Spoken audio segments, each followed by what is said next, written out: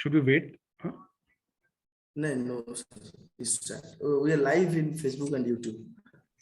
Not invited to much participants. Good evening and good morning to rest of the world uh, present here in Facebook and YouTube live. I am Rudranaran Das. Take this privilege to warmly welcome you all to World Human Sciences and Management Conference 2021 and 22.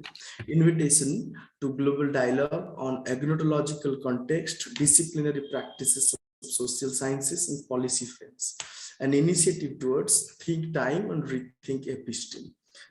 Distinguished participants and partakers, it is a glorious moment to extend my warm wishes on behalf of Center for Adivasi Research and Development, as this international conference is built with the intent of active and interactive learning and discussion organized by Center for Adivasi Research and Development in collaboration with Indian Institute of Management, Sambalpur, Central University of Odisha, and Ravenshaw University, Cuttack.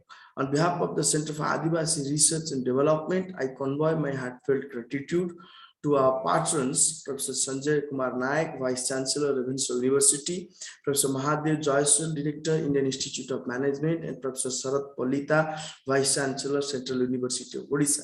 The convener of this largest virtual conference, eminent Indian historian, Professor Chandi Prasad Nanda, an eminent policy activist, writer, and philanthropist, Mr. Charudar Panigrahi. Ladies and gentlemen, the main outcome of this conference is to come up with the national and international framework for the education system in future. And the crux of this conference will be the use of digital technologies such as artificial intelligence, augmented reality, and virtual reality that is being increasingly adopted after the outbreak of COVID pandemic. We hope this conference would help students, faculties, researchers, and all to expand their mental horizon. Ladies and gentlemen, the Center for Adivasi Research and Development is a leading research-oriented institution promoting ethnographic, empirical, and evidence-based research for engaging and addressing the challenges that 21st century globe is facing today. The prime agenda of this institution to come up with potential policy solutions for social change while believing in the idea of 3D. That means debate, dialogue, and discussion, and expertise, experiencing, and education. The institution focuses on marginalized communities and work for their livelihood to protect the nature, culture, language, and identity in particular. The age of modernity has witnessed that change is the only constant phenomena for societal purpose to enhance knowledge. Our information work for them is methodical and avoids paradoxically framework which is neglected so many centuries from theory to become practice. Our center sincerely believes in the concept of social marketing, which is seriously looking for non-profit marketing and builds new social entrepreneurship for check and balance mechanism to glorify generations to come. Center for Adivasi Research and Development come to serve with the holistic approach of critical thinking in education to fill the gaps and plan accordingly for the voiceless communities. Ladies and gentlemen, it gives me tremendous contentment to introduce the most esteemed personality of today's symposia is none other than we have with us Professor Sunil Kumar Pandey. Dr. Pandey is the director of IT and UG Institute of Technology and Science, Mohan Nagar, Ghaziabad. Is the ex-regional coordinator of CSI region, Uttar Pradesh, Delhi, Himachal Pradesh, Jammu and Kashmir, Haryana, Punjab, and Uttarakhand. Is also the ex-chairman of CSI Varanasi chapter, with an experience of over 23 years in the industry and academia, and having interest in cloud, blockchain, database technologies, and soft computing. Dr. Pandey has also 10 patents, 2 copyrights credited to his name. He was published 65 plus research papers, book chapters with leading publishing houses, including Springer, Wiley, IGI, etc. He has been a regular author of articles in different print and online platforms, including articles, interviews, views, and has published 11 edited volumes on different relevant themes of information technologies. He has been providing a coordinating training and consultancy to various reputed organizations, including Indian Air Force, Manipal Group, GDA, etc., and has been speaking at different forums in India and abroad as a speaker, panelist, expert lectures, and guest talk in various summits, conclaves, national, international conference, seminars. Professor Sunil has conducted 25 plus national, international conferences in association with AICTE, CSI, DTS, and other leading organizations. He has also conducted large number of FDF, FDP entrepreneurship programs supported by AICTE, DST, and UGC. So, welcome Professor Pandey to World Human Sciences and Management Conference 2021-22. And today the topic is suggested by you is the importance of online education in the 21st century's life world, which will definitely be an eye-opening session for all of us. With this note, I stop here and invite Professor Pandey to initiate his talk. Over to you, sir. Thank you very much, Dasa. Am I audible? Yes, sir, please. So, Dasji, Bikramji, and all the audience, those who have joined in this session here, this very important topic, in fact. We all know that education is something which creates that sense of understanding and perceiving the things in right perspective, right way. And that's how the societies have been differentiated from one to other. To come to online education system, if we have a look on historical perspective that how this education system, especially in Indian context, and of course that global, it goes through with the global too, that the introduction of Western education is considered to be a historical significance for the emergence of an education policy. And when it comes to, especially in Indian context, we all know our old scripture, the Indian education system talks about a different kind of pedagogy, different kind of way of delivering the contents, way of training the people by gurus. And that conventional and traditional way, it's something which has always been there since the humanity started thinking on these lines. But when it comes to the modern education system, it is mostly influenced by the Western education system, which is considered to be historical significance for the emergence of the current and modern the system of delivering the contents and engaging the students. The Charter of 1698, if we have a look on historical perspective, we see that the Charter of 1698 clearly stated that it was the duty of English ministers of religion to give education along with their primary duty of spreading the gospel. But the East India Company, when they came to India, they had realized the political significance of a policy of religious neutrality, and therefore refrained from carrying out the directions of Charter of 1698. So, however, the company encouraged emotional activities by establishing schools with liberal grants in it. This is not the time to go into those details. I will just, before taking a dive into what the online education system is, if we see that the St. Mary's School was established in Madras in 1715, which was followed by establishment of two more charity schools in 1717 by the Danish missionaries. So in 1718, a charity school in Mumbai and another in 1731 in Calcutta were opened.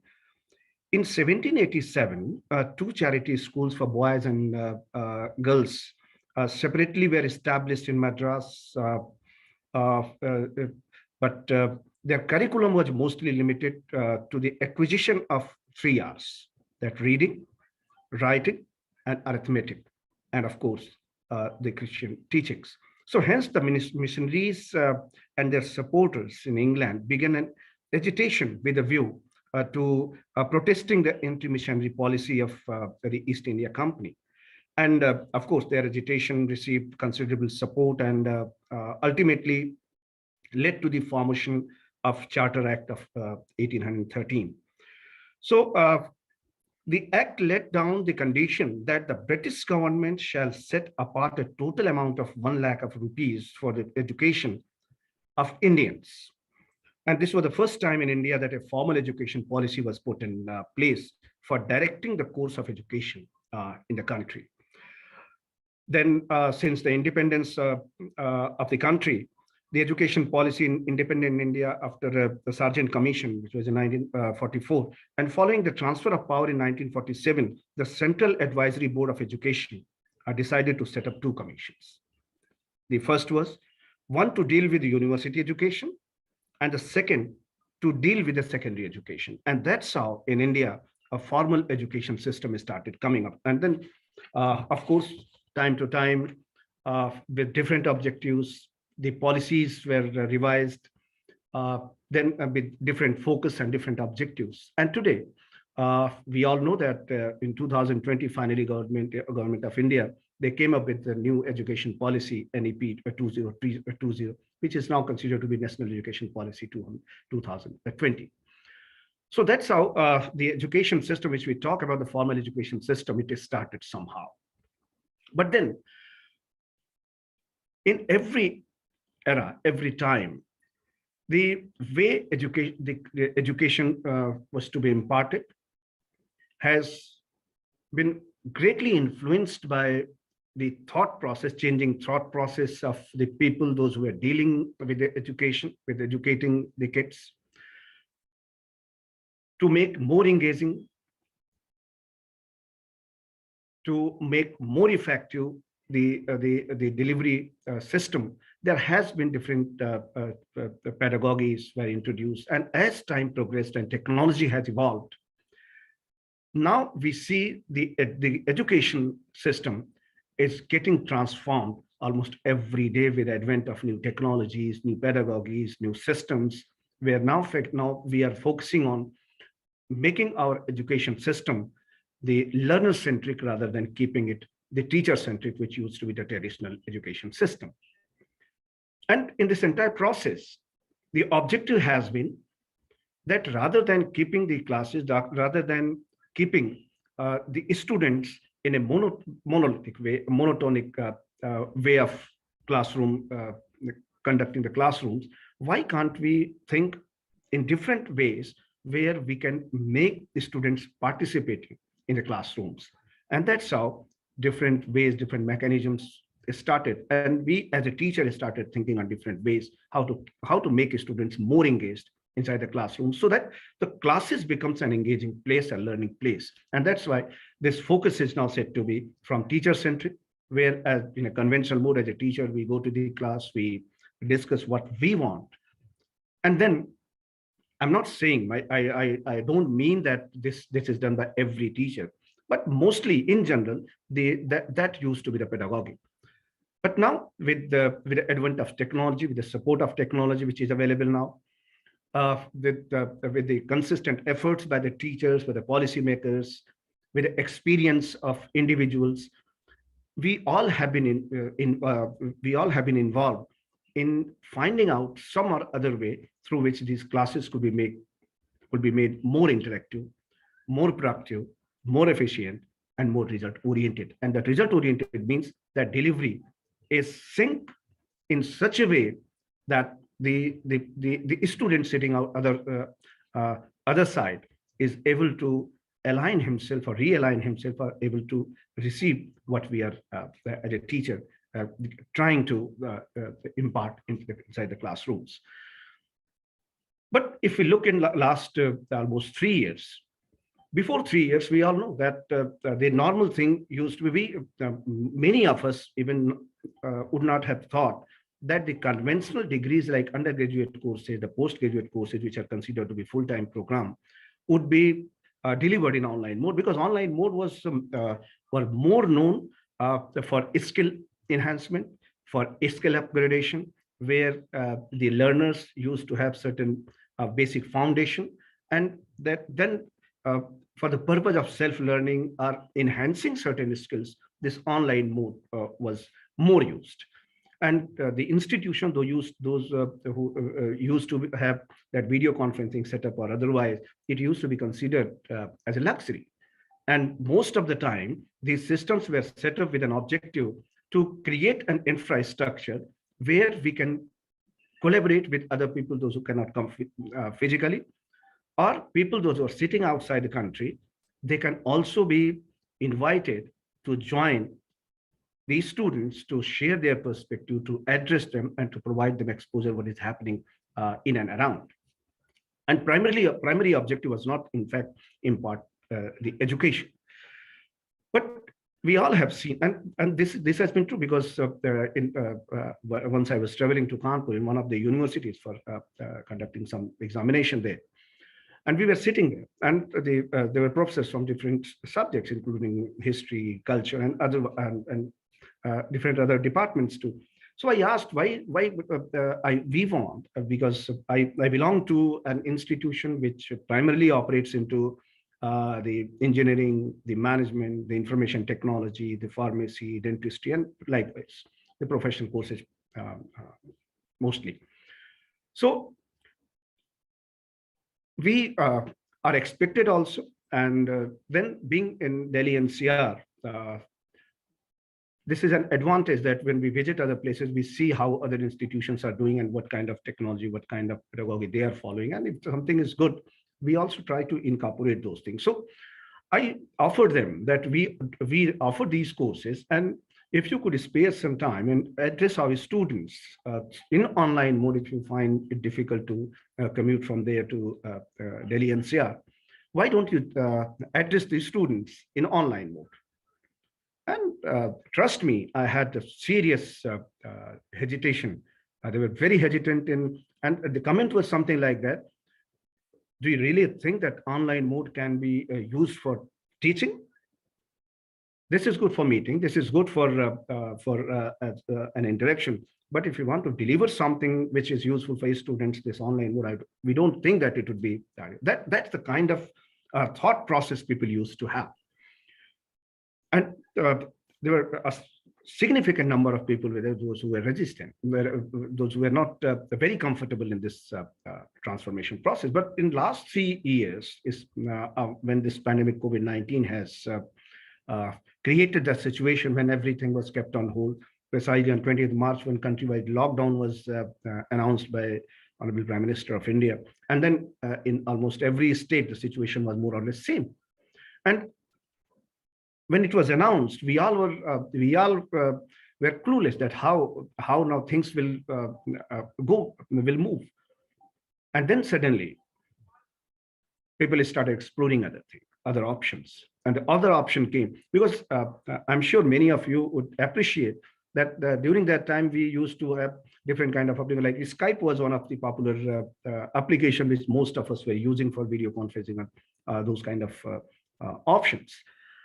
And then when we started exploring, we found that there are limitations with the existing applications. We tried to find out suitable application. We tried to create the kind of infrastructure support was required, and everything, trust me, everything was from home itself. There was no, none of us were in campus to lay down this entire infrastructure and create that connectivity, which could help all of us to establish and initiate a system where this content delivery, the education, the classes could have been conducted in online mode. So all of us had explored it in different way. We initially, starting with Skype, then people tried Google Meet, then people tried Zoom, then some of us tried WebEx. And then with every application, we had our own. The Microsoft Team, of course, was one of option. And then people started realizing that giving their own conditions and requirements, which application is going to be more suited. And then we all experimented. We all tried to find out one of the most suitable solution for our own context, because someone found WebEx more useful. But then after once people started realizing, they found that it requires lots of bandwidth. And if bandwidth is not that much sufficient, then we start facing different kind of issues. Google Meet, when people started, they found it that it cannot, it has limited number of connectivity. It has limited number of sessions. Then people started exploring that. How can we get the professional works? And likewise, like Zoom. And likewise, these organizations which were offering these tools, they also responded back with equal intensity. And that's how, in very less time, we were able to create an alternative way to keep things on. So this online, at least these 3 years, 2 years precisely, from March 2020 to till now, this has created a kind of awareness among people about information technology, about the platforms, these online platforms, which otherwise would have taken only God knows 5 years, 10 years, or what. So now this online platform, online mode, it has created a kind of alternative where if everything was kept on hold, just imagine if internet would not have been there, our houses would have become these separate islands, because nobody was coming out even from the houses. We were not able to connect with anyone.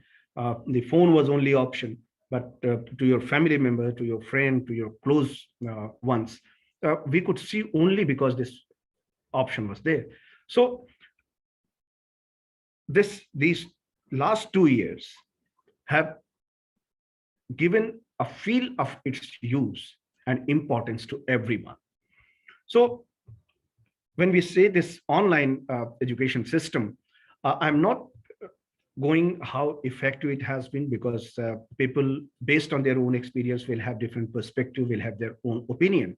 But one thing for sure, this online mechanism has helped all of us to keep things on even when everything was expected to be stopped.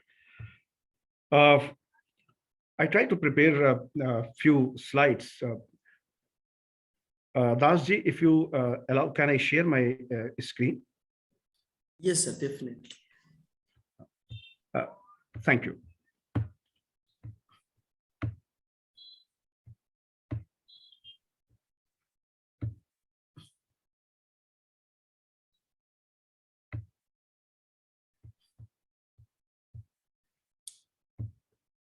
Yes, sir, it's visible. It's visible now? Yes, sir. Okay. So if you see, and this is true for every vertical, we all know that when we talk about a process or a system or a mechanism, there are certain things which emerge as new edge, to which we call, which give birth to different kind of applications, different kind of technologies, different kind of tools, which keeps emerging by applying those new edges. Because once any application comes to us, it is not that on day one itself we accept it. Over the period, we use it, we experience it, and then over the period, it creates a kind of confidence. It creates a kind of acceptability among people, and that's how it starts becoming the part of established norms. And then with the advent of technology, with the changing needs of time, like 25, 30 years back, when we used to study, mostly we used to find the girls' college, boys' college. could have been were very common. That co-ed education system was primarily in convent schools and others. But today, if you see, those things have disappeared because with the changing time, with the increased awareness and the kind of changes which are coming up in our thought process, we start accepting it. And when we start accepting it, those emerging trends, which over the period gains the confidence of users, become the established norms. And for some time, they become part of the part and parcel of the life. Then after a certain time, when new technology comes, when thought process changes, with experience, we start realizing that the existing processes need certain kind of revision. Then the old norms get replaced by certain new norms. And that's how this entire cycle takes place. And this is true for the education system too. Like when I was mentioning that way back in 1698, when the charter was the charter was formed in British education system, it was taken care of by the Minister of Realism. He was responsible to ensure that the education is a primary responsibility by giving knowledge on one side, but at the same time, it was attached to the religious system. So religious mechanism, religious process were there. So primarily this was coming under a specific, with a specific objective. But over the period, when people started realizing that this is something which is not exactly delivering what we are expecting, then people started trying to find out the flaws in the system with on their own in their own ways in thought process. When many people start thinking on the same line and they come closer, they start discussing and deliberating on it. After deliberations, people have tendency to get convinced. When they feel convinced, then existing norms are changed or updated, and those updation over the period get the previous things either completely disappear or replaced by new norms, or in some or other way gets updated or modified. And that's how this entire cycle continues. So it was 1,000 years back, there was a system, there was a process. With change of time, with change in thought process, with change in exposure, with change in experience, by assessing the effectiveness of existing system, those certain things were thought of, they got emerged. Over the period, their credibility was assessed, evaluated, and they became part of the norms. And then over the period, those norms were again challenged, again got it. So this is the cycle which keeps continuing, because the only thing we all know, which is constant, is change. And the most difficult thing which comes in our way, that we are we feel hesitant to accept that the change is need of the hour. So from the conventional system, now today when we look around, we found these 7 C's. And this is what the essence of online system is. Now, this online education system, when we talk about, this provides the best way to connect with the people. When we are connected, like people, those when we were studying in PG and we started thinking about the PhD, people, those who have done their PhD 30 years back, 35 years back, they will be in position to appreciate that how things have got changed. If we had to find something about our topic of PhD, we used to have very limited options. And our guide used to suggest us that, yes, somebody there in Hyderabad is Hyderabad University, you go there, you meet with him, you discuss with him, he will help you out. And then from Varanasi, you had to travel to Hyderabad or to Delhi or to some other place. Because to find some information, to find some good research paper, or to find some good input, you had to do that, because this Google tool was not available at that time. the connectivity, the reach of people was very limited. Now today, even if you start thinking about something which you are not aware of, you type in Google, you find millions of pages in fraction of seconds. So at least this technology has started creating a connect among the people, that if you are connected, you can communicate. Once upon a time, we used to have a scarcity of data. Now today we are flooded with data. During those times, it was challenged to find out relevant data because data was not available or very less available, or scattered in such a way that we had to find and search where exactly it is through some reference or through our guide or some professors. But today, if you type a topic or some theme on Google, you find millions of pages there. And now it is difficult to find out relevant data because you are flooded with data. So problem remains same, which was 25 years, 30 years back, the problem remains same, because from millions of pages, finding out what is relevant for you, this is again a big challenge.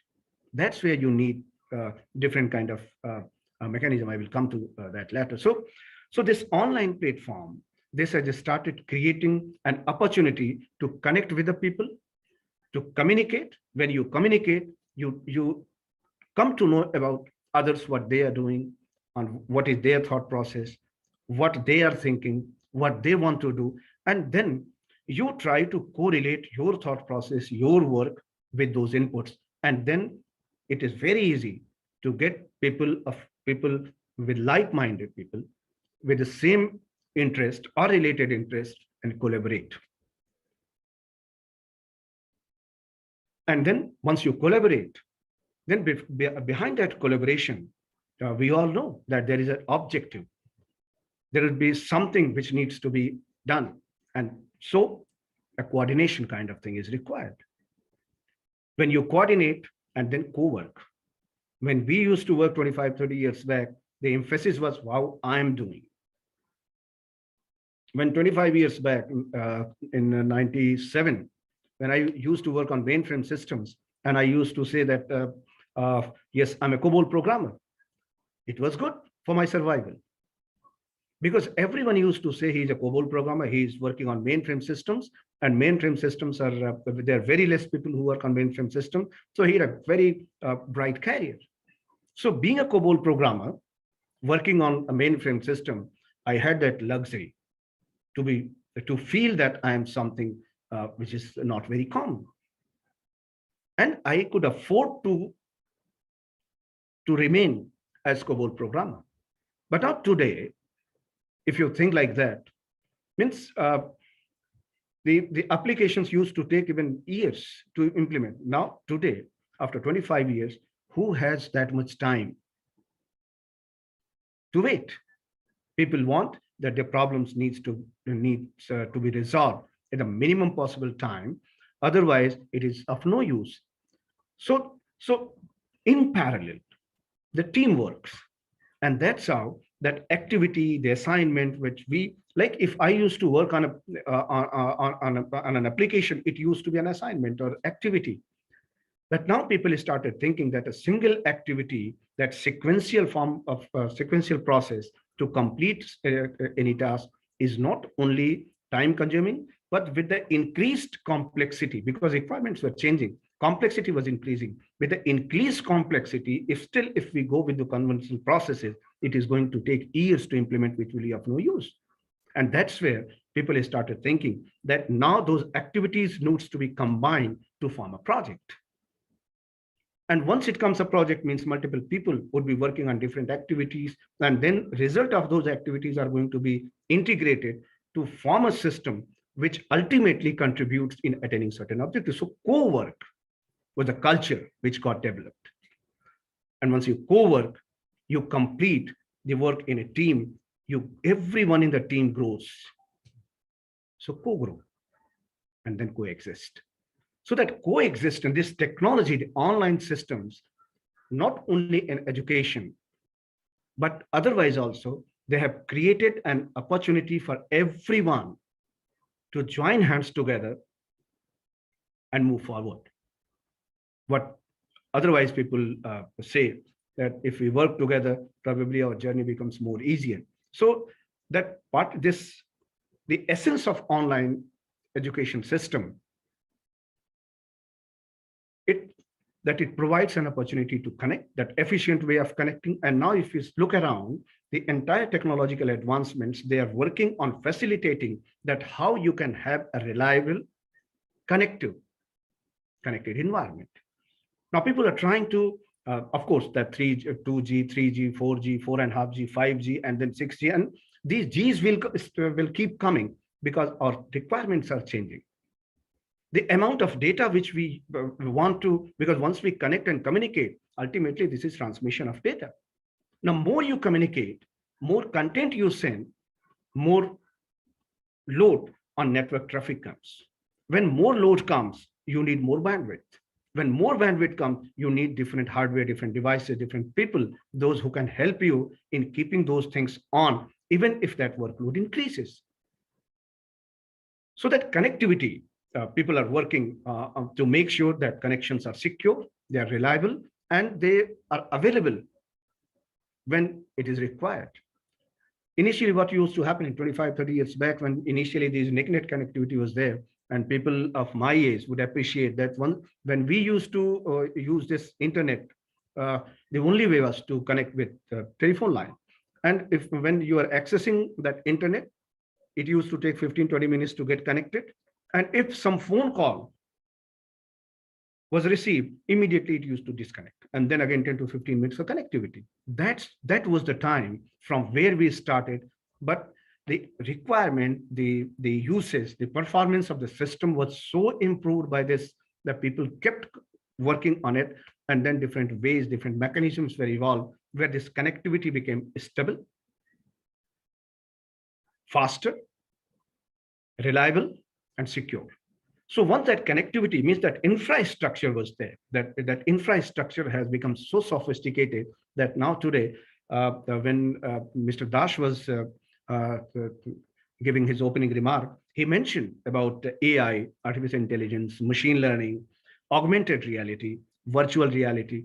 Now, what this online system, what technology is helping in us, we have certain things in physical mode which we can see, we can feel, but there are certain things which does not exist at all. But it gives, when you see it, it gives a feel of its presence. The virtual reality. We know the virtual means something which actually does not exist, but it gives a feel of its existence.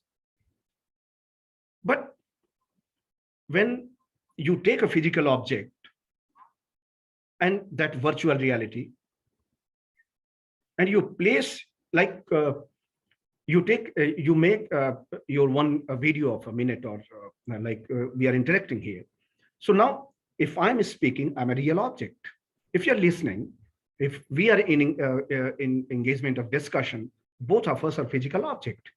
But now suppose if my video is taken when I'm speaking, and it is placed in an environment which looks like that it's a classroom. Means currently what how we are interacting, somebody takes this video, it removes that background, which is now currently there. It replaces the background with a classroom or discussion room or auditorium or seminar hall. And something is happening there. So what is happening? In fact, there was something which is not there. It is surrounding the real object like me. Now this is called augmented reality, because you have something real and then you augment it by adding something virtual. So that's a combination of this become, and that it is becoming very popular when it comes to the content delivery mechanism. We normally see animation, we see videos, and those videos are created in such a way that when you look at it, you have a better understanding of those scenarios, those things. So the online systems, they are providing this wonderful opportunity to connect without physical movement. You are able to communicate because this connectivity is creating a channel where data, video, animation, whatever information you want to get transmitted from one place to one source to destination, you are able to do that. Like if we are communicating, I'm able to speak. And if any of you want, you can unmute yourself and you can also speak. So we are able to communicate with each other. When you communicate, in fact, we transmit our thought process, our perspective. And all of us, those who are part of this session, we all may have our own different perspective on the similar issue. When multiple different people, when they come, they share their perspective on a common theme, that everyone has his or her own perspective, and all of us get something new to our own perspective, which may help us in improving ourselves and other people, those who are joining in the group. And that's where that possibilities of collaboration exist. So this online platform, on the face of it, when we communicate, many a times, many of us do not realize the strength of this platform, that how it is happening. Like today, if we have to, if Bikramji and this interaction was planned, none of us consider ourselves the Brahma of this topic, that we all know everything about it. That's a kind of interaction where I'm sharing my perspective, what little bit I have explored over the years. All of you have your own exploration, your own experience. Now, advantage of these sessions are to share our perspective, to find out something which can help us in identifying some new areas of research per se. Maybe something come to our mind that this is something which actually may be considered as a future product. So that communication and this online platform, it breaks all the barriers. You don't have physical barrier. You don't need to come together on a common place where you are spending money in traveling, in commuting. Then, of course, coming from different places, it has its own limitation. It has eased down.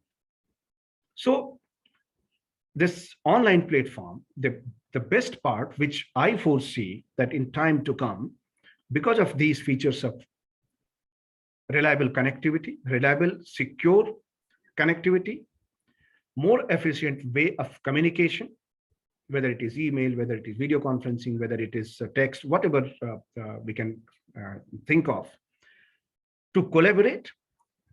I'm working on a research project with a professor who is sitting in Philippines, and Finland.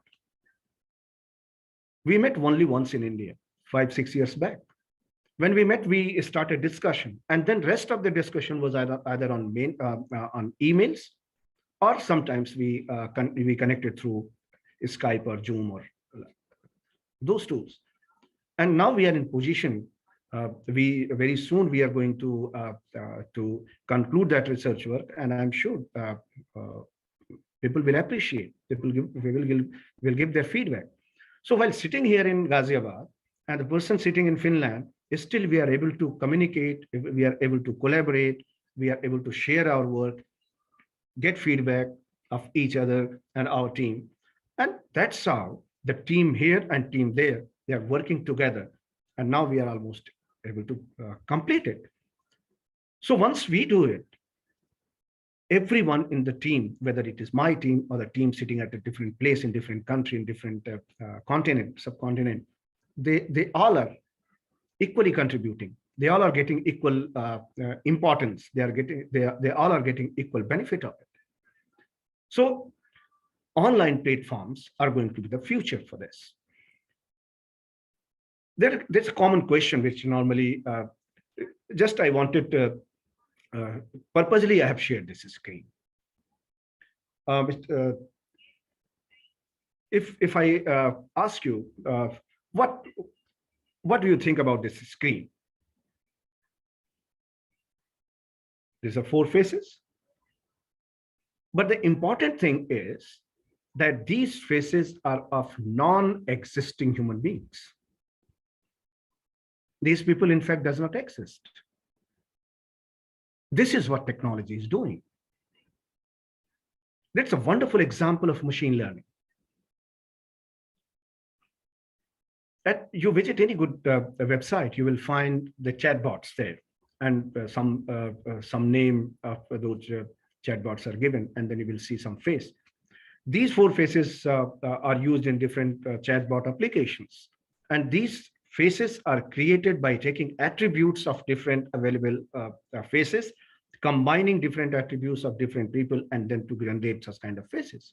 This is what the machine learning is doing. This is what the technology is doing. Means you have the technology as a tool to create something which gives a feel of its existence. Like these things are imaginary, these are virtual things, these are virtual faces, but still we are able to create these faces and use wherever we want. I'm not saying this is cloning. That's an image creation. Why? How it is created? Thousands of images are there. It takes some input from one, some input from one, some input from there, some input from there, and then tries to combine to create certain alternatives. And then after removing noise, we get such kind of images. So technology is helping all of us to create the content in such a way that it gives a feel that it is real, like this. So online education is all about the technology inclusion in the process of delivering the education system with more efficiency, productivity.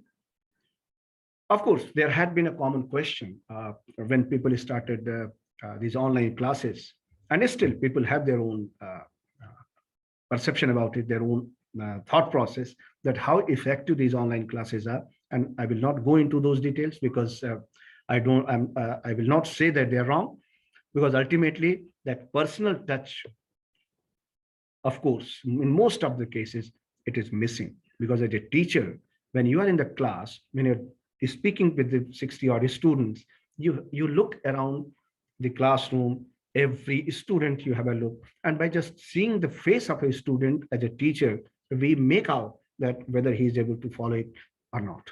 And then we have different ways to make sure that he also understands or she also understands. So that those things are missing, and it's a separate this could be separate matter of discussion. I will not go into those things, because then it may not be possible for me to justify all those things, because ultimately at the end of the day, this is experience of all of us. All of us have our own way of teaching, our own way of communication, and then assess the efficiency of every mechanism what we are following. So this is what the digital age we are living into. Now, if you see on this screen, what actually the education system involves into. The content, of course, the content delivery, it's something which is very important. The model of thinking and doing, it's something which is very crucial.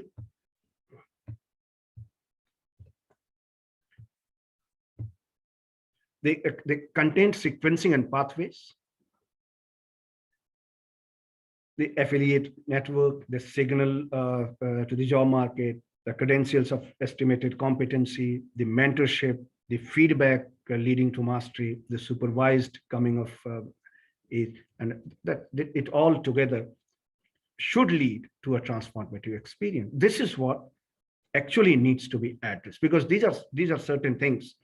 Unless these things are taken care of, these things are ensured, that the content delivery, because most important, why we need a classroom. Ultimately, as a teacher, we all prepare presentations or slides or notes. Why can't simply we send those PPTs, those notes to students and ask them to prepare on their own? With the role of the instructor, role of the teacher is very important, because the presence of the teacher and the padding, it not only increases the confidence of a student that yes, what they are doing is correct. And that's why many times we see that if a teacher says something, the same child goes to his home and parents, if a father or mother, if they on the same topic, if there's something they say something else or tell something else, even if that is true, the first thing what a student says, that my teacher was saying like this. That's the kind of confidence students have.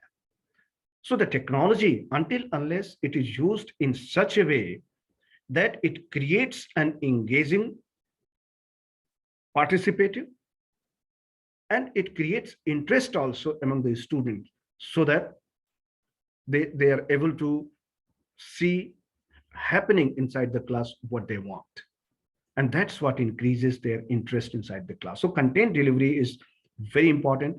Like even if we prepare our PPT presentations. Now, while PPT presentations, it's an art how to prepare your presentation.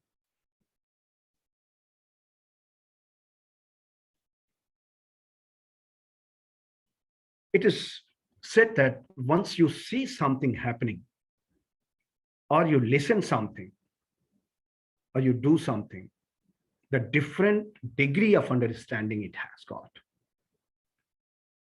So how to encourage students to develop their thought process to apply what they are thinking in a, I will not say in controlled or directed way, but monitored way. That freedom to explore. And that's where the technology has very important role to play, because many of the things which are repetitive in nature, as a faculty, you may spare yourself to think otherwise and to find out some innovative ways. Keep these repetitive things with the technology, with the system. And then once we are in a class, it's very important that how we plan ourselves, how we sequence the content, because preparation of content is very important, very crucial.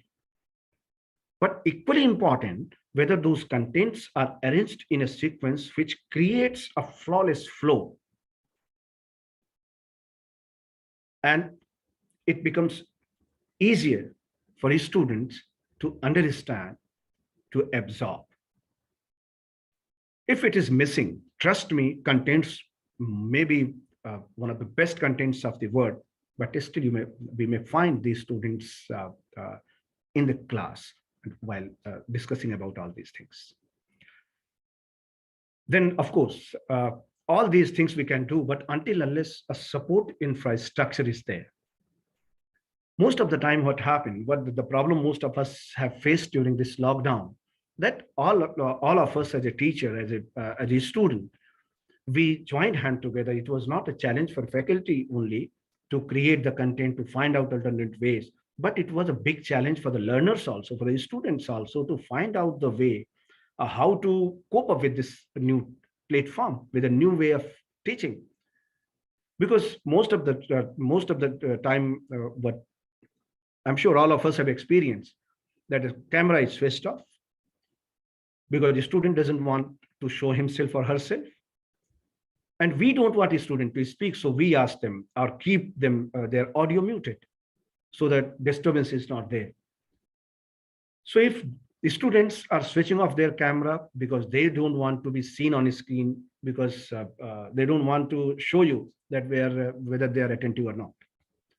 And we don't want to listen them because we don't want to create noises or otherwise.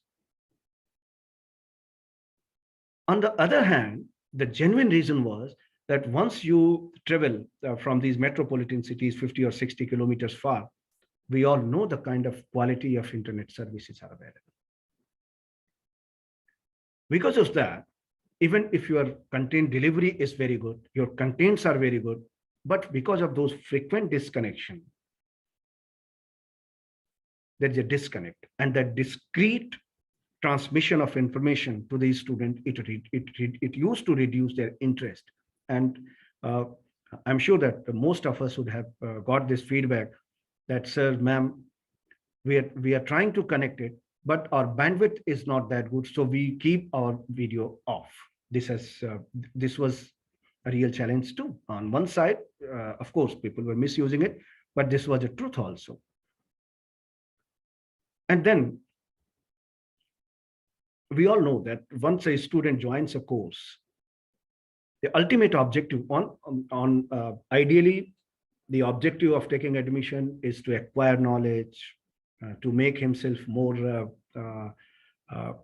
learned person in society, who is more society friendly, sensitive towards society.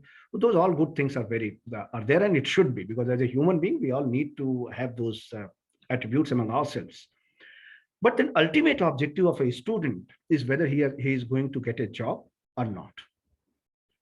Now, I don't know about your experiences, but what I have seen in and around, there is a feeling among students that though we have paid the fee for 2 years of the courses in which we were admitted, but nothing was done at the level of institute, because they don't consider this infrastructure facility as an investment from the institution, number one.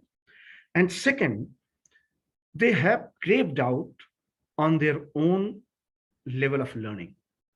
And this is reflecting on the other side when now during this lockdown, when companies, those which were coming for placements, now you will find a common comment that these students have studied online. So what is their strength? We all know. Now this sarcastic comment, because we can't say that the students, those who have gone through this entire course because of this forced situation of COVID-19 in online mode, outrightly making comment like this sarcastic comment like this, that we know what is the level of understanding of these students because they have studied in online mode. Now see, if a person from industry, if he or she comes from this kind of remark, it becomes very difficult for a student to accept the effectiveness, even if it was effective, because of this perception. He finds it very difficult, and then he starts losing his confidence. So then, of course, we all see the assessment, the examination of the system. Suddenly, because of this online mode, none of, I will not say none, that will not be correct, but most of the universities were not ready for this online mode. And when it came to assessment, there were universities which were waiting that let this COVID-19 effect reduce and we will conduct examination in offline mode, because they did not have that infrastructure. And even if they had infrastructure, the university, those which have infrastructure, they had infrastructure to conduct the examination at most of the places, like in quiz mode. Now, while writing the examination, even students were coming with a feedback, sir, we did not study for solving quiz. If I was a student, if I were a student of the computer science, I was not asked to write a program or to do something. There was no assessment of my competency here. And it would give the confidence. So that infrastructure was something which was missing. The mentorship. Why it all was happening? Probably we all were new to this entire setup.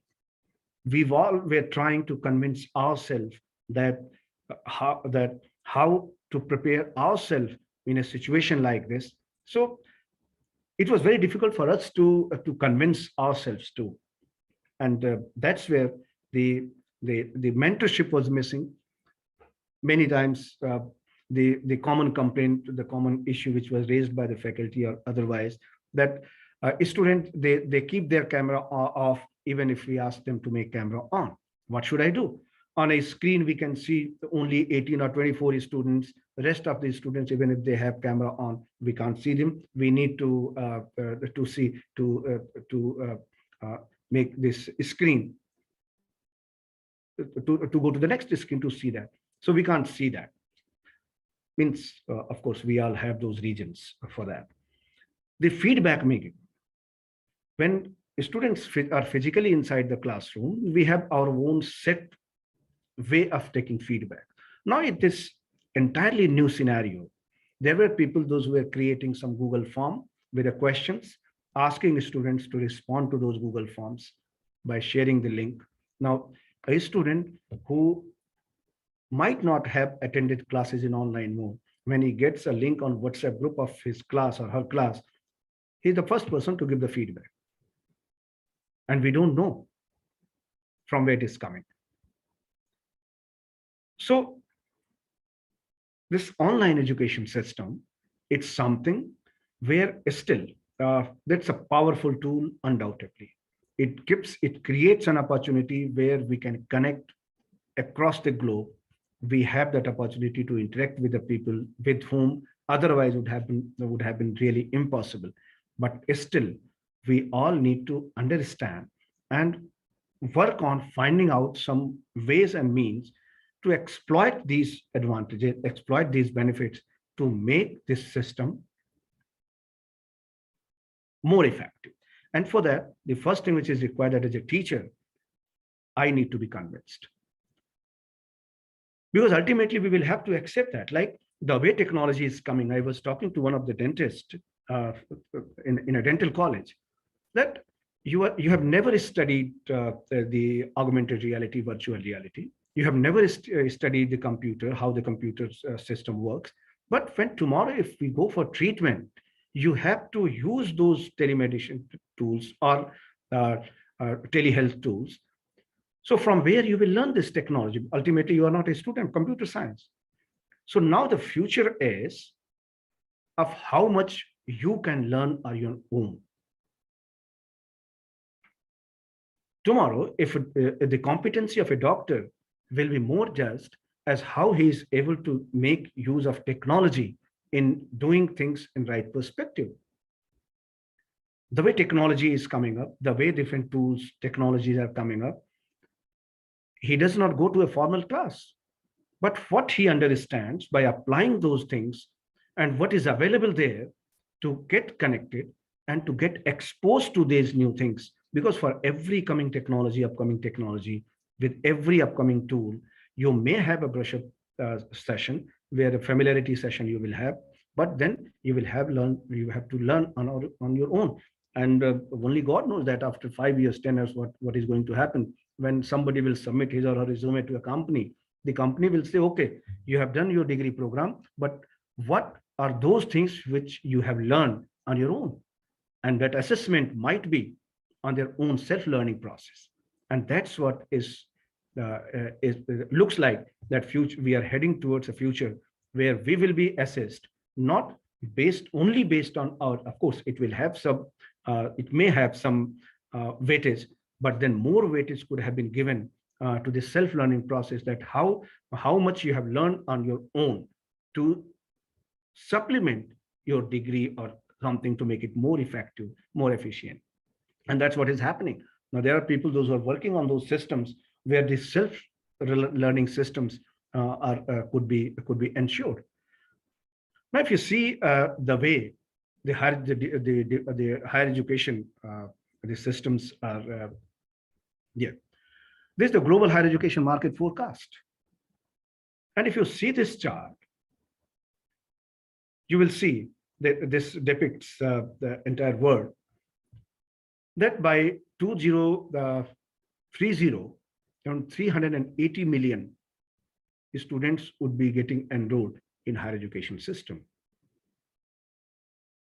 which have that potential to increase to 407, to almost 100 million in next 5 years. And it may almost double around 2040. Whereas in 2016, there were 216 million.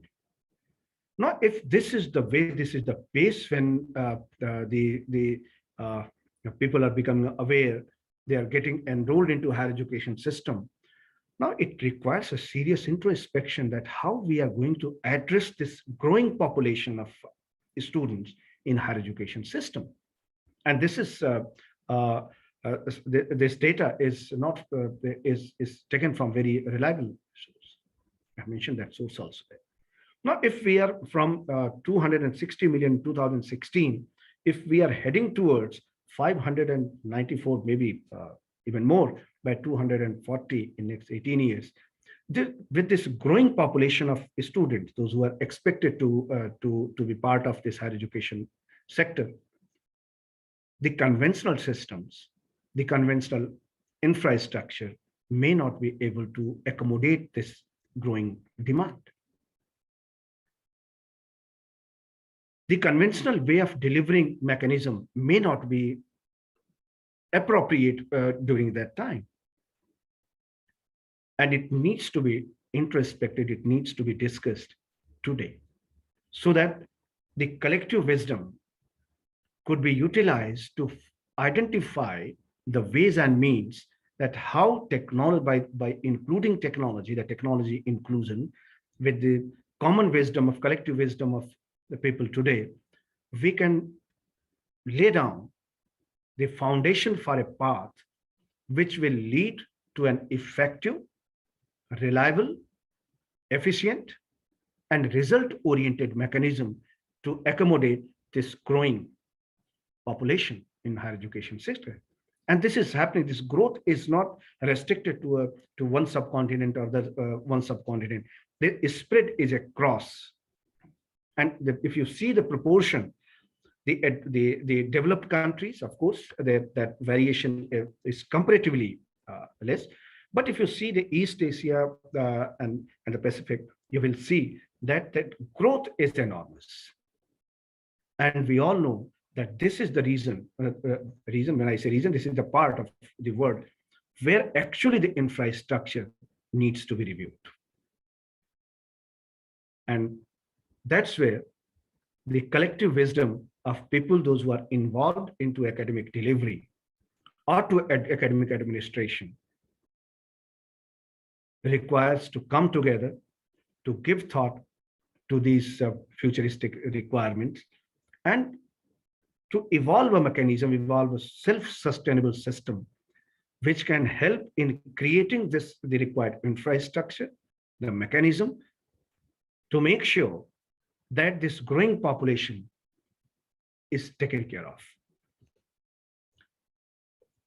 And the challenge, the challenge which is going to be, if this is the scenario, that from 216 million, if we are heading towards 594 plus million people, the challenge is going to be the access. How to provide access of education to this growing community, growing population. How to make sure that quality improves. And of course, cost is one of the important factors. So access, quality, on a lower cost.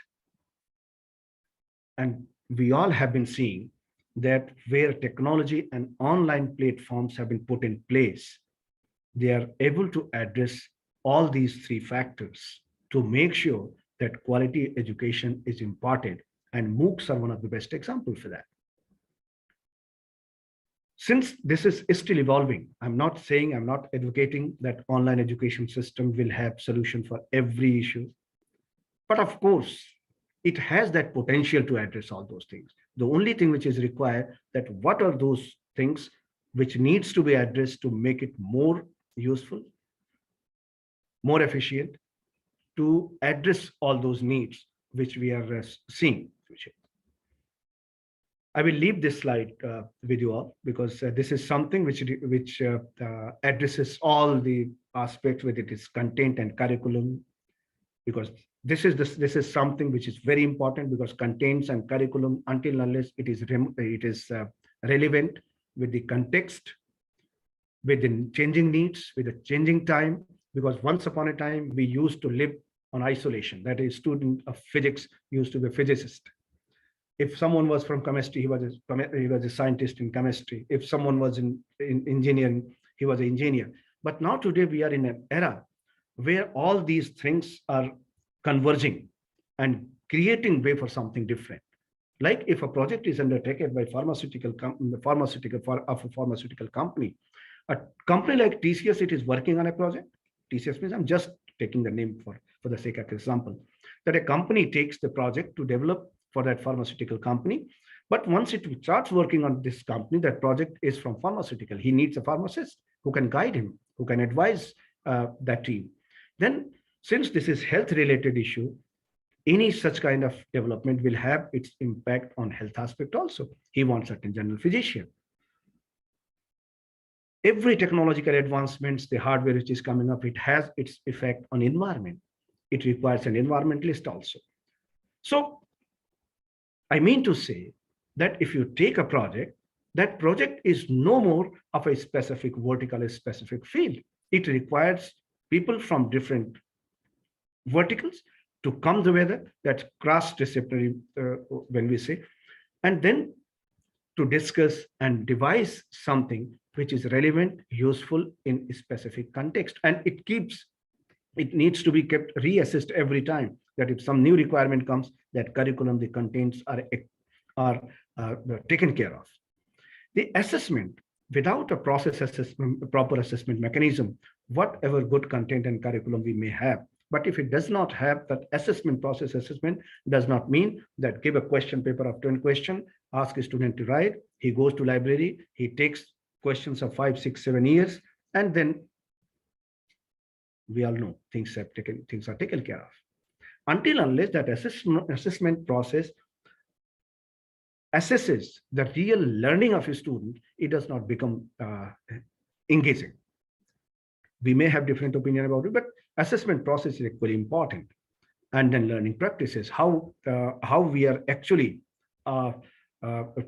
following the pedagogy to make sure that the learning happens, the teaching practices, the organization, the leadership and values, the connectedness, the infrastructure. All these things needs to be addressed when we talk about the overall holistic development. And that online education system fits very well here to address all these things. Now, I was going through a research report.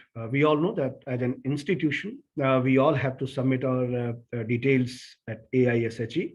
So this was the data which was released by AISHE, which talks about that eligible age group enrolled in higher education in 2019-20 is 27.1%, which has rose from 26.3% last year and then 24.3% to 2014-15. Means, of course, that number, that increase might not seem very relevant, but one thing is there, that we are seeing that this number is growing year by year. If that number is increasing, now the biggest challenge before a faculty, before the academic community, is to make sure that the students, those who are coming to the higher education sector, they get something which is relevant. Because the only thing which will keep their interest alive is something which is relevant in current context. Because if a student passes, he gives the message to his juniors or her juniors, and it is passed to subsequent batches. It is passed to the new coming batches also. And that feedback is very important. So if in India also, if we are seeing this growth, means we are contributing in that from 216 to 596 million enrollment, which we are expecting, that we are right on track. So we are contributing there.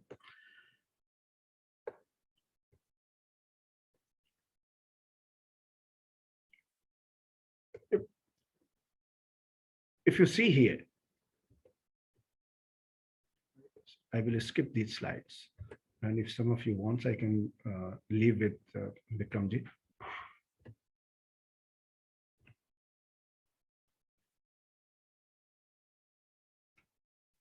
Now, among the target, which is to achieve higher education, GER of 50%, which is the target of Government of India, it will require CAGR of 6% in enrollment over the next 15 years. Now, see, with this swarm of new students entering the system, more than 90 million by 2035.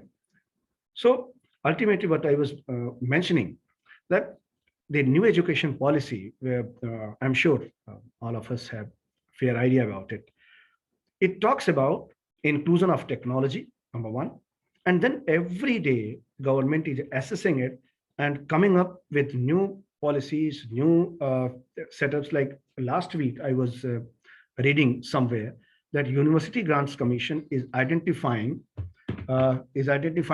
some institutes to offer online programs And those online degrees will be no different than the offline degrees. Means the government is also the people, those who are involved into this think tank, those who are working relentlessly to address this issue. They are also realizing this, that to achieve this 50% CAGR by 2035, and the way this new eligible students are being added every year, this existing infrastructure will not be able to deal with this pressure, because ultimately the pressure will come on existing infrastructure, and it is not possible to create physical infrastructure where a huge voluminous population could be accommodated. So alternative way they are finding it, that this online system is something which is becoming equally important, and to promote it, because when you talk to someone that yes, he has done a degree in online mode, the first thing which comes to one's mind, that online, oh, the first thing what people point is whether it is genuine, whether it has any credibility. And that's why even as a parent, when our kids are going for a study, we say join a full-time course. Online, distance mode, many of us, we don't differentiate these things. But now people have started thinking on it, and that's why probably this has the think tank in India, which is working on this education system. They have realized this. The only way to address this concern is to go for online. And how to promote it? By promotion means there would be no difference in online degrees and offline degrees or physical degrees. And of course, it has its own inherited challenge. Then how to maintain the quality? What they have done, they are identifying around 8,000 odd institutions, and the criteria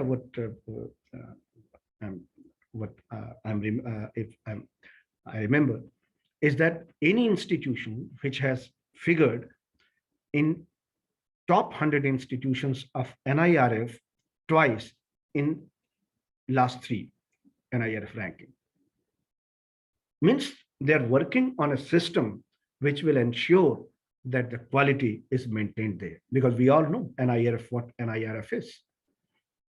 Once you submit any information, you don't have that right to update it or edit it, bearing certain information which every year you change there.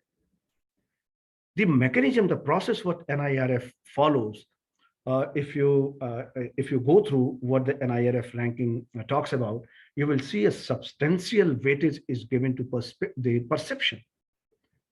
And to calculate that perception, your information, institution information is sent to thousands of people, those who are in industry and academics. They assess it, and based on their perception, marks is awarded to the institute. So to create a good perception about your institution, unless you do something which people notice, which impacts the people thought process, and it remains there, it will be very difficult to figure in top 100, and that too consecutively. So the first thing what they have done, that any institution which has figured in at least top 100 list twice in last 3 years, number one, or you have NAC accreditation with a score of 3.26, that is A+ grade. So government is also coming, they're appreciating it. It itself speaks the volume that what online education system is going to be and where the work is going to be placed. And tomorrow, in near future, we may see that a student sitting in the United States, he may get admission in one of the programs at IIT here in Delhi, Kanpur, or wherever. He may complete the program in online mode to get a degree, that world recognized degree. So the government policies, frameworks are also aligned towards that direction. So the topic which this session addresses, that online education system, importance of online education system, it is something which is accepted by people, those who are deeply involved into this process.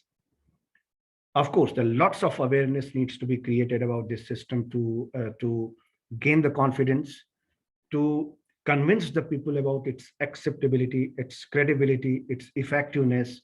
Proper training needs to be done.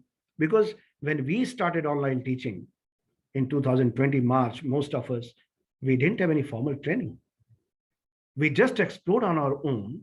We tried to find out certain other alternatives.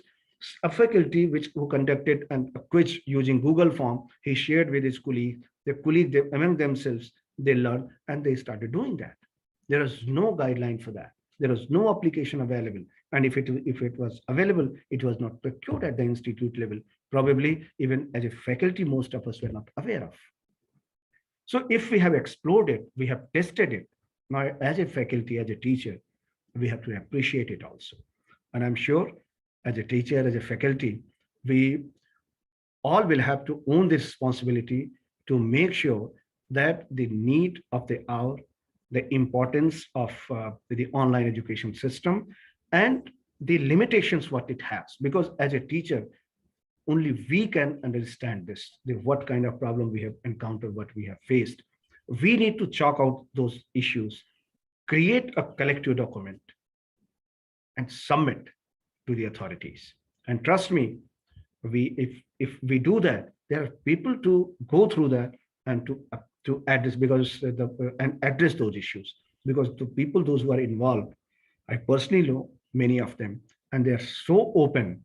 They are not with closed eyes and ears. They are open. And when I interacted with them, they say, we had discussed, we took suggestions from many people, but there is always a possibility that somebody who has not given his feedback or her feedback, he might have something very important, which might not have been addressed in it. So it's time to contribute at our end to make sure that if we have faced something and we understand that this will enhance this entire process. It will help not only to the students who would be becoming the part of this entirely new system, but as a faculty, it will provide us also an opportunity to keep ourselves exploring and coming forward with the issues. Dasji, I think, Mr. Das, can you hear me? Yes, Yes, sir, please. Should I stop now? Because already it's 9 p.m. Sir, it's okay. If you want to rewind, then it's okay, sir. Don't worry. So there are a number of things which are happening because as a teacher, why I'm sharing this, because all of us who are present here as a teacher, we all have gone through that pain of not having something, because you have book in hard copy. That's a very small issue, that you have a book, but students cannot visit the campus to get that book issued from library because everything was closed. Now, as a faculty, if you take PDF file of that book and send to a student or provide to a student, or you tell the student, go through on this site, download that PDF and read it. It's still our thought process that touching that book, opening that book and going through, it's something which is more, which everyone feels more comfortable. Now, suddenly overnight, you can't change it. But then we started working on it, and we started creating, like we were teaching at our institute. There were faculty members, those who created PowerPoint presentation. And then, trust me, a mathematics faculty who created a presentation of mathematics. And then on his own, he explored that how I can add narration to it. And the equation, the problem, what he was solving, he was speaking as if he was talking in the classroom. He recorded that entire along with the presentation and sent to a student.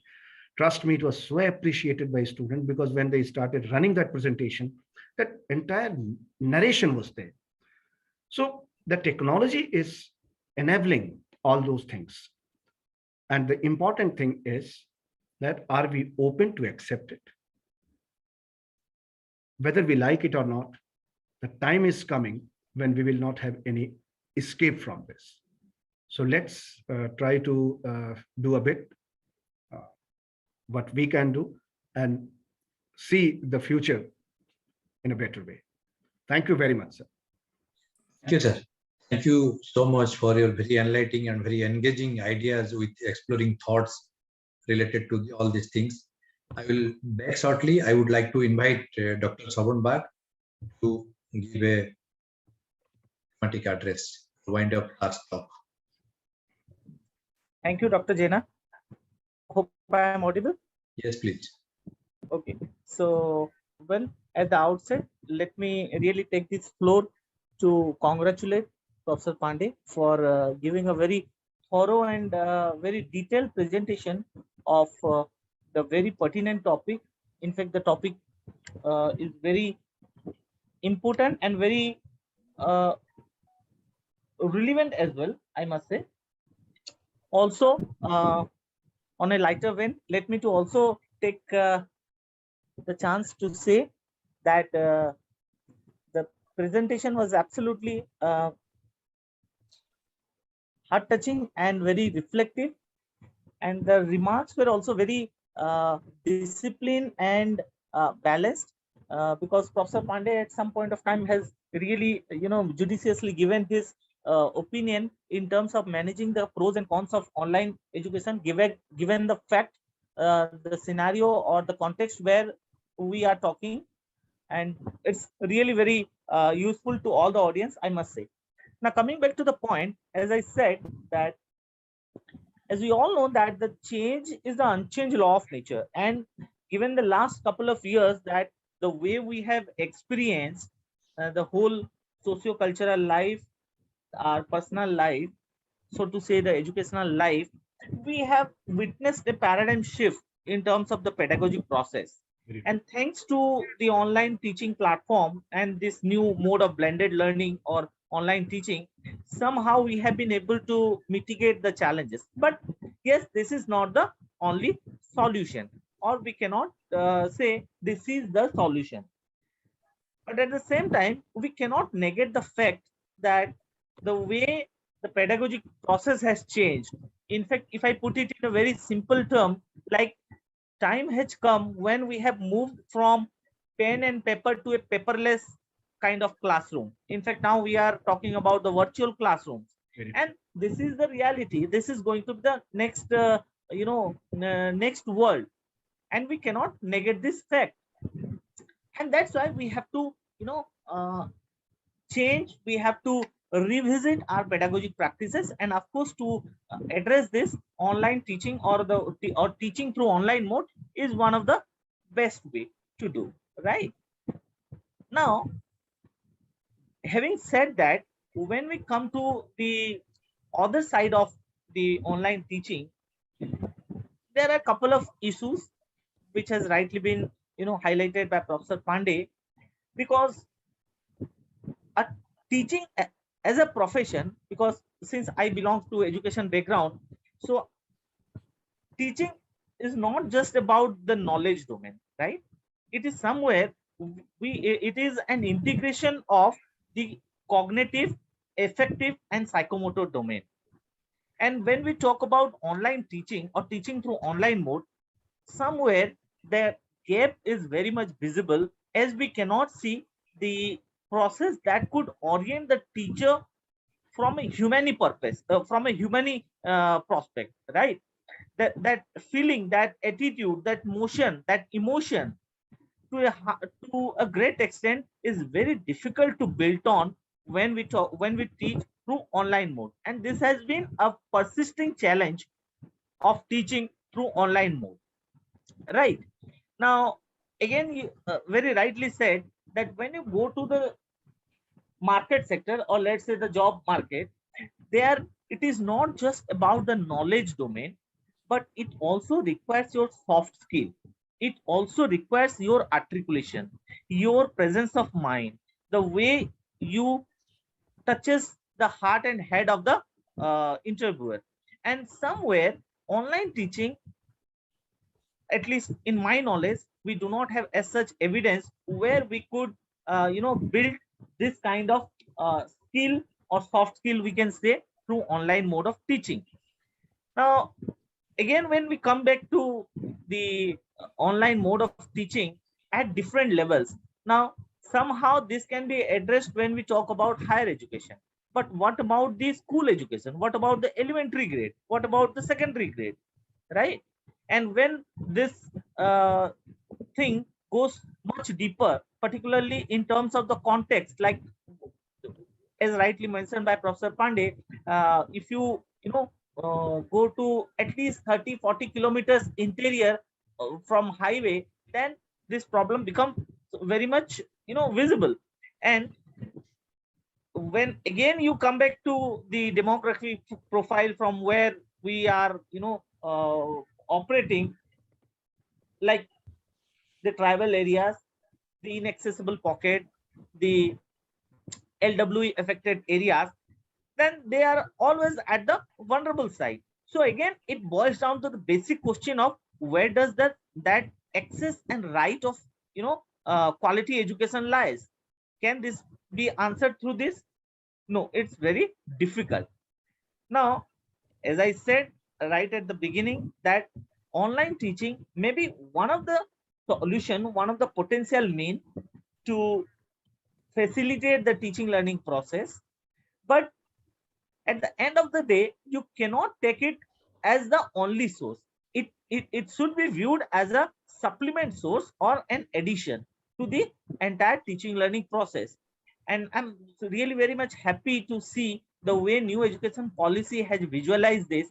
And in fact, I was very much pleased when I was looking at the data when Professor Pandey said that from 26.1, now we have jumped to 27.1 or something like that.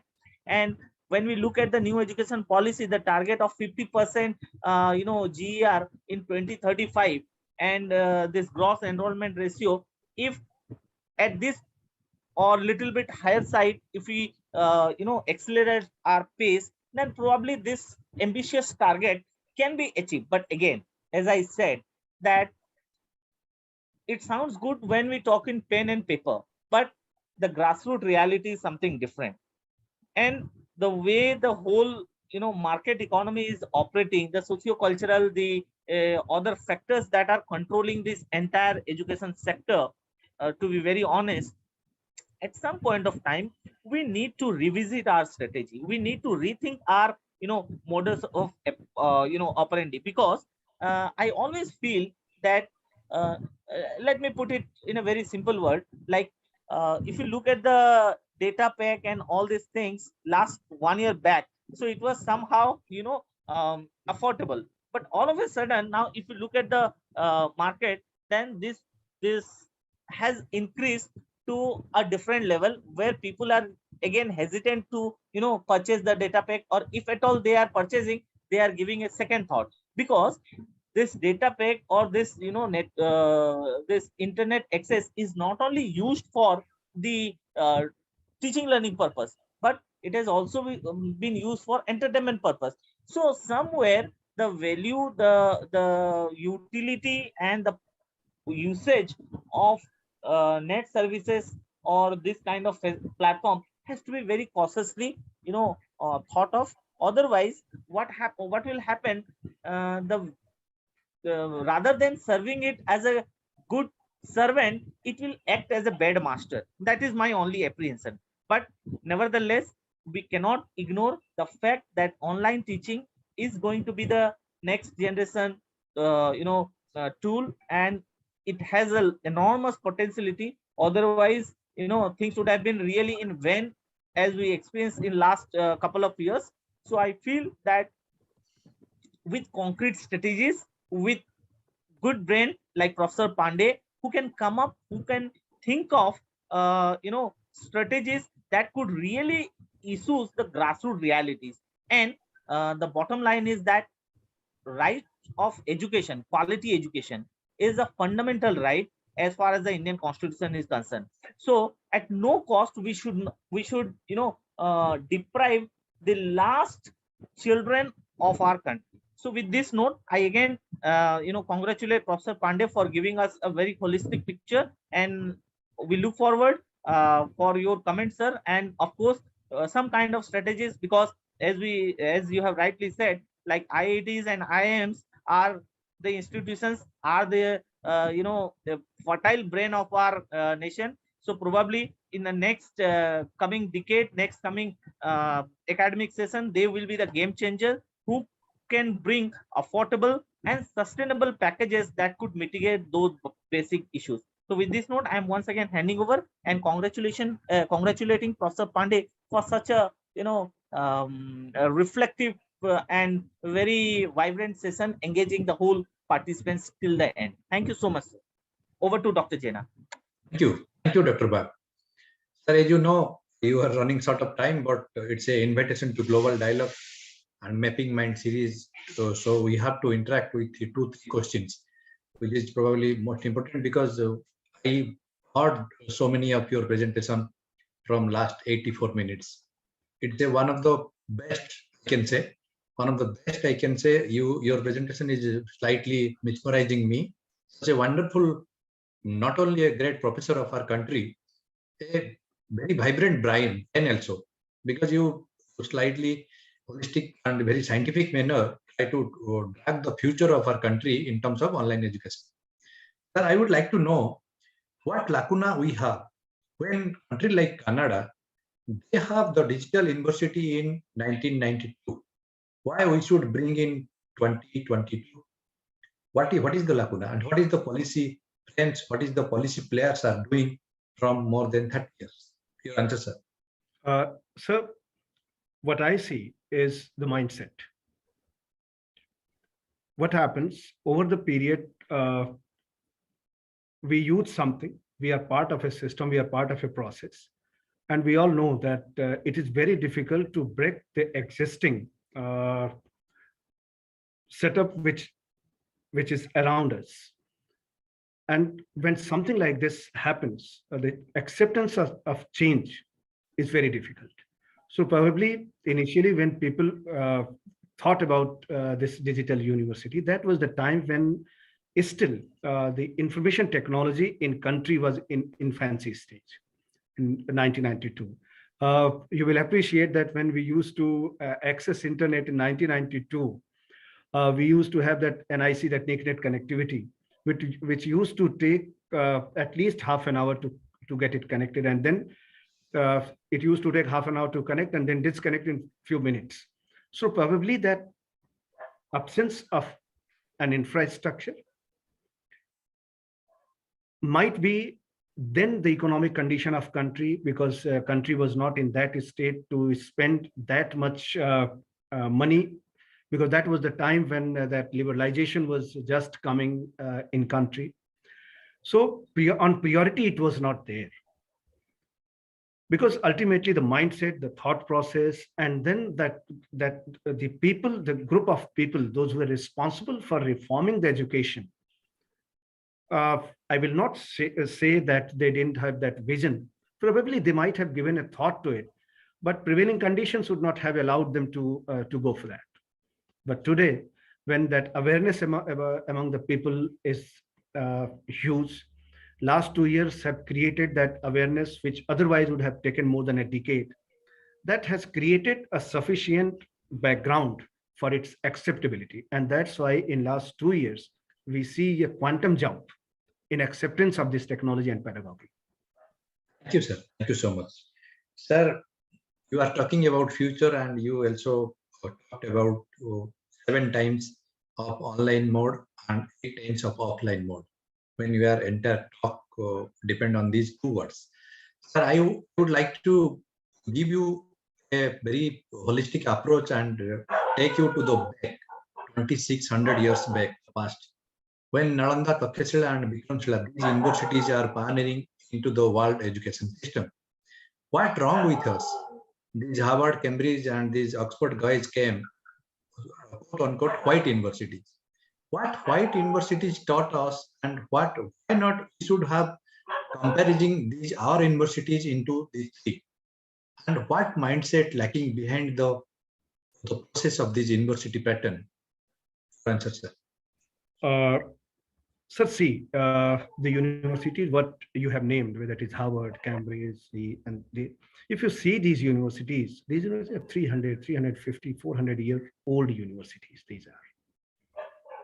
Now, after almost 75 years of independence, the kind of institution on the pace on which these institutions have got developed, I think saying this, that the quality of Indian institutions are not uh, good or lacking that much, uh, will be very hard uh, uh, critic of it.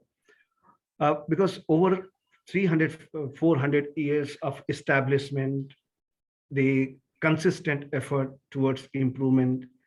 And then when these institutions were established, there was no, means that competition was not there. These institutions had not that kind of competition where if you create an IIM in Shillong, that IIM Shillong has to compete first with IIM ABC.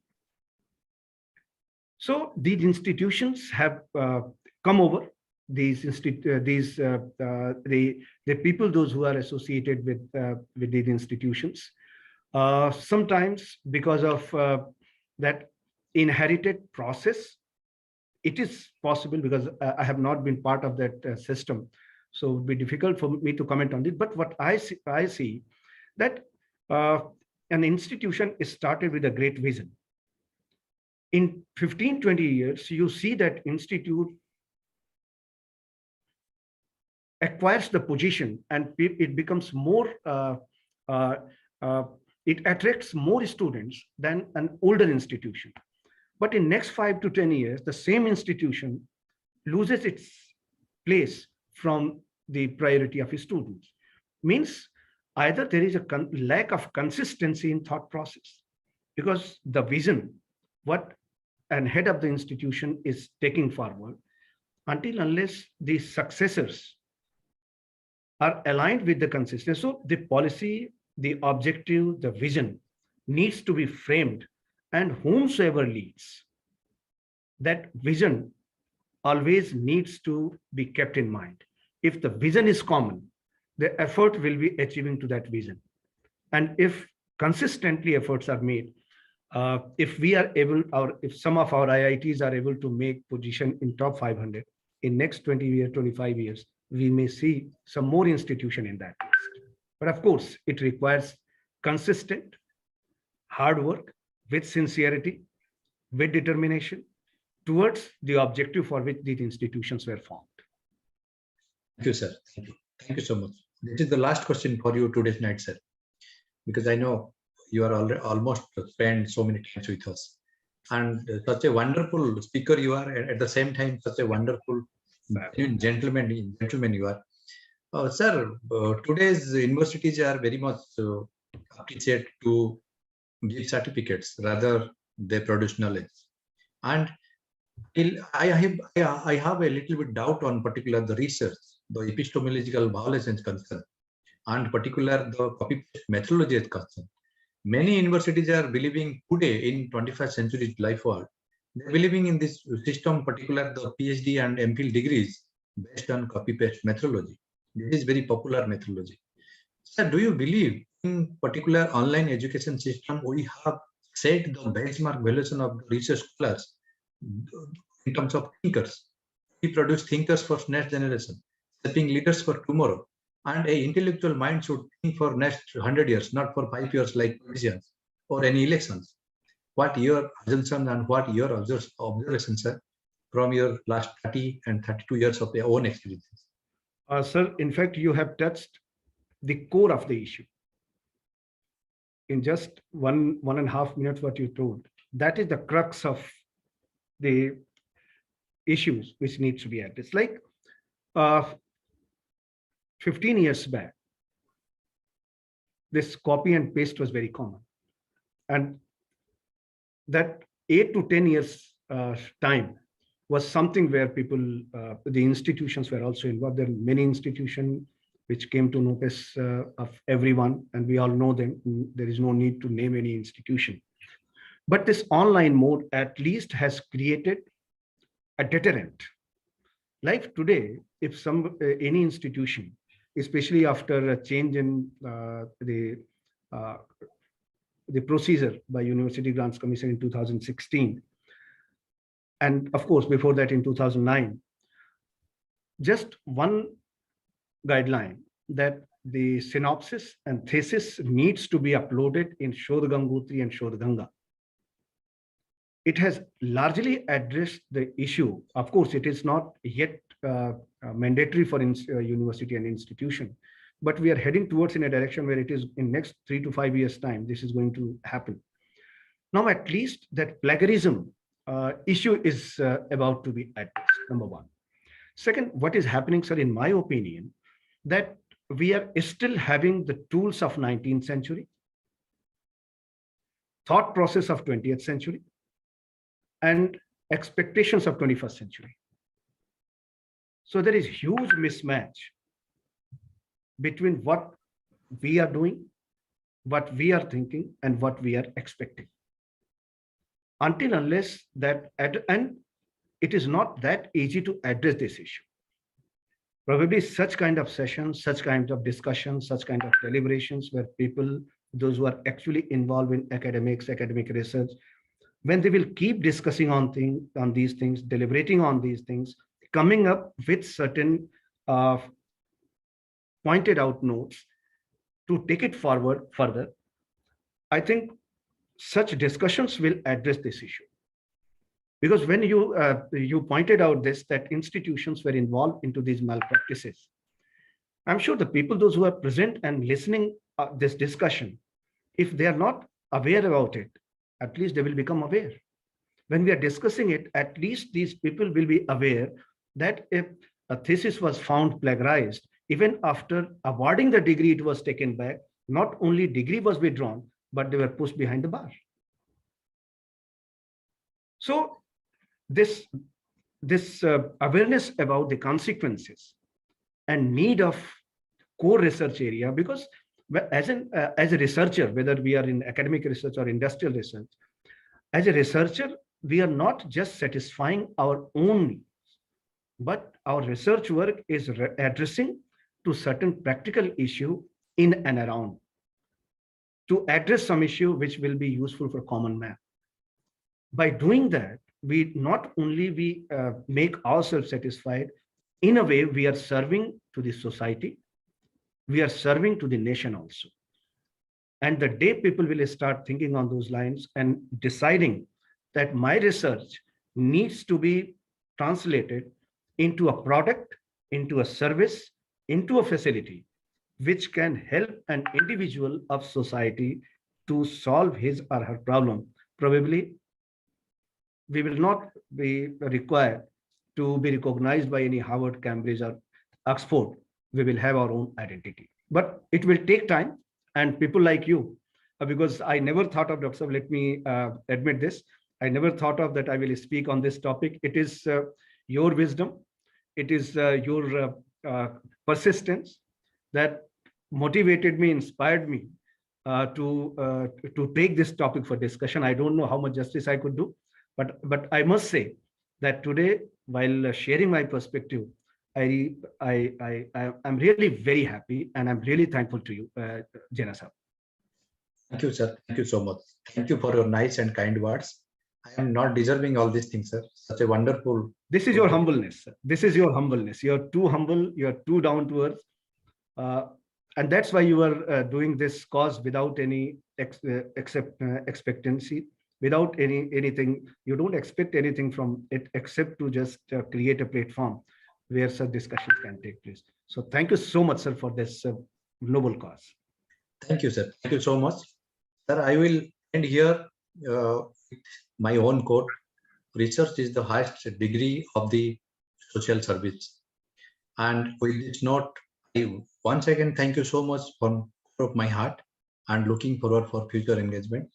And I wish you should one of the greatest mind of the India. When the digital university formation going to soon, you have one of the part and parcel of that. This recommendation to the MHRD from our side, from IIM Sambalpur, from Ravenshaw University and Central University Koraput as well, on the auspicious occasion, particularly the World Human Science and Management Conference, I will take the responsibility. Professor Pandey will be the one of the most significant mind of digital university. And this recommendation, perhaps from our side, it's not a very great recommendation, but it's a recommendation to MHRD, to Tribal Ministry, and to other ministry as well. Thank you so much, sir. With this note, I would like to invite Rudranand Das ji for go for a formal vote of thanks. And namaste, sir. Good night, and looking forward for future engagement, sir. Namaste, sir. Thank you so much, Dr. Vikram Kesri Jana, for inviting me. And I'm speechless after the very wonderful deliberation by Professor Pandey. It was really eye-opening session, and you can just kind of operate and all these aspects of online educations and the future perspectives and what should we can do in the sector of technology and social science research is very importantly you mentions all these aspects. And also you are rightly said about the new education policy and what should be the consequences of new education policy and how the government should interact with its machineries. Definitely your talk and your insights will be very helpful for our audience, and especially Dr. Jena is interacting with you, and thank you Saban Bag for interacting and sharing the ideas with Professor Pandey. Thank you so much, Professor Pandey, for your contributions and time in World Human Sciences and Management Conference. I have to acknowledge the institutional contributions here, in particular Ravenshaw University, Sambalpur, IIM Sambalpur, Central University of Odisha, and my special thanks to our patrons ahead of the institutions of these three universities, Professor Dr. Sarath Palita, Professor Dr. Mahadev Joyaswal, and Professor Sanjay Kumar Naik, and our conveners, Professor Chandi Prasad Nanda and Charudat Panigrahi, for their relentless motivations to listen the contributed minds, listen the and organizing this mapping mind series. And sir, you should happy that we are organizing we are just organizing more than 100 talks, and approximately you are the 105th speaker of our seminar. And my special mentions to Dr. Vikram Kesri Jena, who is conceptualizing these Mapping Mind series and World Human Sciences and Management Conference. And another series is going on in every 23rd on the remembrance of Netaji Subhash Chandra Bose, and every 23rd still January 23 of this month with NUJS Kolkata.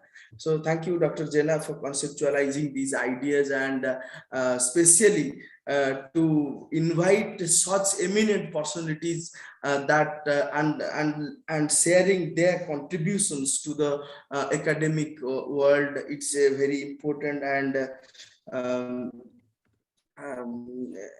and also emphasize work by you. And I would like to thank Dr. Saban Bag, Dr. Nupur Patnaik, Shubham Das for helping me to carry forward this session. And thank you so much all the audiences who are joining with us in Facebook and YouTube Live.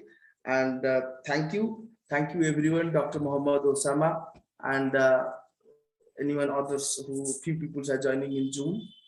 Thank you. Now I would like to conclude the session with a very good night. Thank you, sir. Thank you. Thank you. Namaste. Thank you.